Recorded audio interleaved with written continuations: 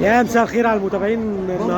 النهارده احمد طارق دسوقي وخطيبته اول ظهور اعلامي في ما تلخبطنيش يا سياده النائب. طيب ايه؟ ايوه اول ظهور لاحمد وخطيبته اعلاميا بعد الخطوبه. تقول لهم ايه النهارده في رمضان في الاعلام المفترج واحنا في نصف اقول له كتر خيره ان هو سمحنا تصور معاهم. شرف ليا والله. النجم احمد دسوقي يعني وفريده هانم. احنا ده مخرج دلوقتي، خلي بالك. ها مخرج وهي ها قول كلمه يا احمد. حبيبي يا سيد، شفتك وشرف ليا ان انا بتصور مع طارق دسوقي. طبعا هو بيهزر. قولي كلمه بقى. شرف ليا ممكن تبوسوه ولا ممكن تبوسوه؟ بوسوه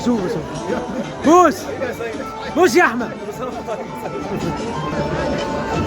النجم طارق دسوقي، انا بحبك، وانا على المستوى الانساني والفني عايزك تعود بقوه ان شاء الله. ان شاء الله انا بحضر دلوقتي مسرحيه الملك كبير مع النجم الكبير يحيى الفخراني.